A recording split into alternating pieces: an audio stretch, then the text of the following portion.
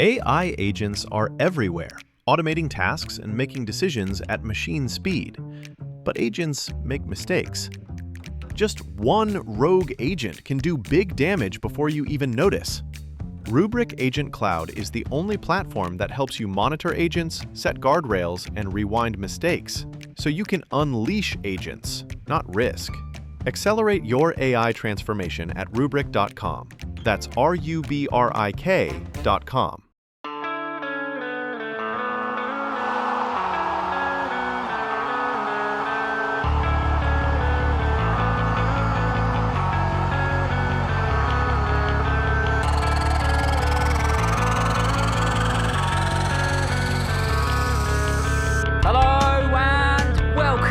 To the Football for Kids podcast with me, Darren Rees. And welcome to part 2 on the incredible story of one of the greatest players who's ever graced the game, Gerd Muller.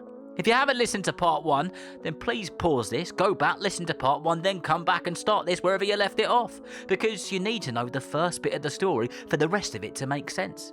Now, if you listened to part 1 not that long ago, then you could probably remember it all. If you didn't, here's a little reminder. Last time, we met a small, shy boy from Nördlingen, who grew up into the most deadly goalscorer football might have ever seen. He became the beating heart of Bayern Munich, dragging them from the second division to the kings of Germany and the rulers of Europe. We heard how his goals-powered trophies smashed records and turned him into the bomber. And now, the story continues. Now, hold on to your socks, because this is where the numbers start doing, well, backflips. In fact, it's quite incredible. In fact, I don't know if we've ever covered an episode on a player who scored goals just like Gerd Muller did. When people talk about Gerd Muller, they're not just talking about the goals, they're talking about a record so mighty, so towering, so outrageously brilliant that it still stands like a giant golden statue in German football. During his 15 years at Bayern Munich, Gerd scored an astonishing 365 goals in 427 Bundesliga matches. Let that sink in for a moment. And the bath, and the toilet if you fancy it. 365 goals. That is one for every single day of the year. And, well, he didn't play football every single day of the year. He played once or twice a week, which is even more ridiculous. No player in the history of the Bundesliga has ever scored more. Not before him, not after him, not even close, to tell you the truth. To give you a sense of how wild that is, the second highest goalscorer in Bundesliga history is Robert Lewandowski, and he sits 53 goals behind Gerd's incredible total when it comes to the Bundesliga. That isn't a tiny gap, that is a giant Grand Canyon type of a gap. Year after year, season after season, rain, snow, sunshine, muddy boots and roaring crowds, Gerd just kept hitting the back of a net. Left foot flicks, bicycle kicks, headers, you name it, he did it. He got the ball, he turned it into magic. It did not matter how he did it, or which way the ball was travelling, he just always seemed to know what to do to make sure the ball crossed the line. This was no lucky streak, this was not a moment of sparkle, this was a decade-long dominance, a steady drumbeat of goals that made defenders groan and fans cheer until their voices turned croaky. He was not flashy, he was not showy at all, but he was absolutely unstoppable.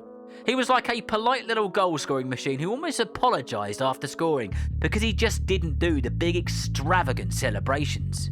And so, the years rolled on. One truth became clear to everyone who was watching. You could change the stadium, you could change the opponents, you could change the weather, you could change it all. But Gerd Muller, no matter what, would score and change the record books forever. Now listen carefully, because this is where Gerd Muller stopped being just brilliant and started to be, well, pretty much perfect. And I always say, what does practice make? And people almost always say, perfect, Darren. And I tell them, incorrect. Because nobody and nothing is perfect, but practice makes permanent. And when you practice, you permanently get better. And that is exactly what was happening with Gerd Muller at the highest of levels. It was not how many goals he scored that made jaws drop, it was how often he scored them. Here comes some more goal-related stuff. Across his career, Gerd found the net 555 times in 617 official league and club tournament games. There were other matches where he scored as well, but those were the official league and club tournament games which counted. 555 times. That means nearly every time he stepped onto the pitch, the ball obeyed his boots and boom, straight into the back of the net. But when the pressure was high and the lights were at their brightest, that seemed to be when he became his sharpest. In European club matches, the toughest games against the finest teams on the continent, he played 74 times and scored 65 goals. That is like opening your school lunchbox and finding you have your favourite snack almost every single time. And in the European Cup, the competitions where legends are forged, his numbers were simply bonkers. He scored 34 goals in 35 matches. That is a goal almost every single time he stepped onto the football pitch.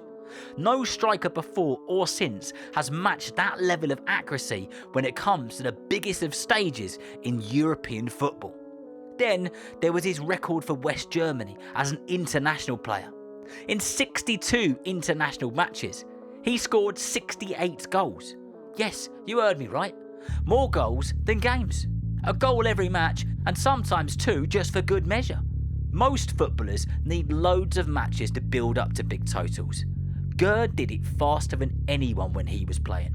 He was not a hopeful shooter, he was a penalty area specialist, a master of timing, a wizard of position, who always seemed to be in the right place at the right time with the right foot, getting it past the keeper. If goals had a crown, the year 1972 would be polished diamonds and pure gold. This was the season Gerd Muller reached his absolute peak. This was the season Gerd Muller was on fire. In all competitions that year, get ready for this, he scored an astonishing 85 goals. A number so huge it felt like something from a comic book, except for it was real. But the records were not the only prizes flying his way. At the 1970 World Cup, for example, Gerd was unstoppable, scoring 10 goals and earning the Golden Boot as a tournament's top goal scorer. I mean, of course he did. He was not just scoring, he was deciding matches, blending big moments and writing history of every single one of his finishes. That same brilliance saw him crowned European Footballer of the Year, lifting the Ballon d'Or and becoming not only the most famous footballer in the world at that time, but one of the most famous sports people on the planet. Gerd Muller was never the tallest hero on the pitch. He did not float like a ballerina or dance past players with fancy tricks. Instead, he had a superpower for rarer and far more magical moments. He knew exactly where the ball was before anyone else did. He stood just 1.76 metres tall, but when the ball bounced loose in the penalty box, he turned faster than a spinning coin and tucked it into the corner with such precision in the most calmest of ways. He was an absolute all-rounder, but looked like he shouldn't have been. And when the cheering finally faded and the lights dimmed and Gerd faced a quieter chapter, leaving football was not easy for him. Without the game he loved, he felt lost for a while.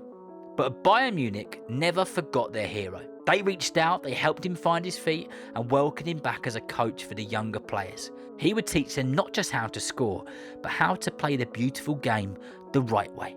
In his later years, Gerd became unwell and spent his final days peacefully at Wolfratshausen, passing away in 2021. But his story never really left the pitch. In his hometown of Nördlingen, a stadium now proudly carries his name, a forever reminder of a boy who just had a pair of football boots and a muddy field, and changed the game forever. Gerd Muller was not just a goal scorer. Don't remember him just as that. He was a lesson on the importance of focus, kindness, bravery, and believing in your own quiet magic. And remember, if you know someone who loves football just as much as you do, then please tell them about the Football for Kids podcast. And whether you're playing football soon, watching it on the telly, or pitchside, I hope that you enjoy the game. See you next time.